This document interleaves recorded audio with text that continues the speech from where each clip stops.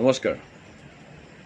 বহুত অভিযুক্ত আক্ৰাসক একত্ৰীকৰণ কৰিবৰ কাৰণে কোচাজমুখী সচেতন নাগৰিক মঞ্চই আমি এক উদ্যোগ লৈছিলোঁ আৰু 11জনীয়া এখন সমন্বয় সমিতি আমি গঠন কৰি দিছিলোঁ আৰু সমন্বয় সমিতিখনে যৎপৰোনাস্তি প্ৰচেষ্টা লৈছে যে একত্ৰীকৰণ কৰিবৰ কাৰণে আৰু শেষ সিদ্ধান্ত এটা উপনীত হৈছে যে অহা 29 জুলাই তাৰিখে বহুধা বিভক্ত আক্ৰাসৰ সকলো গোটে বঙাইগাঁৱত একত্ৰীকৰণ হ'ব আৰু সেই একত্ৰীকৰণ কৰিবৰ কাৰণে এখন অভ্যৰ্থনা সমিতি গঠন কৰাৰ কথা আছিল, কিন্তু আজিলৈকে সেই অভ্যৰ্থনা সমিতি গঠন নহ'ল।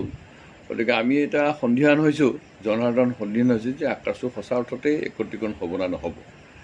আৰু যদি সঁচা অৰ্থতেই একত্ৰীকৰণ নহয় তেতিয়াহ'লে আমি সচেতন মঞ্চই অনুধাৱন কৰিছোঁ বা আমি বিভিন্নজনৰ কথাও পাতিছোঁ যে অহা 15 জুলাই তাৰিখৰ ভিতৰত আমি এখন সভা অনুষ্ঠিত কৰিম আৰু সেই সভাখনতে এক বিকল্প আমি শক্তি গঠন কৰাৰ কাৰণে একটি চিন্তা চৰ্চা কৰিম।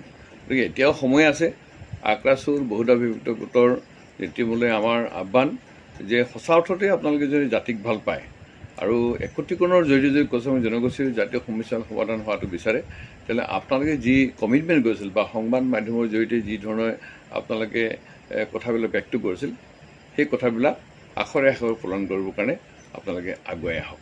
অন্যথা কিন্তু আপোনালোকে আজি হয়তো আপুনি সংগঠনত আছে, দায়িত্বত আছে, জনপ্ৰিয় হৈ আছে, কিন্তু কালি আপোনালোকে খলনায়ক হৈ যাব আৰু আপোনালোকৰ এই বৰ্তমানৰ যিটো জনপ্ৰিয়তা বা নিজকে যি ধৰণে আপোনালোকে ভাবিছে সেই গ্ৰহণযোগ্যতা এটা নাথাকিব। গতিকে সময়ৰ কথাটোক উপলব্ধি কৰি পেলাই যে বাস্তৱতে আপোনালোকে জনগোষ্ঠীটোৰ স্বাৰ্থত আপোনালোকে আগুৱাই আহক, সেইটোৱে কোচামী জনসাধাৰণে কিন্তু আজিৰ তাৰিখত কামনা কৰিছে।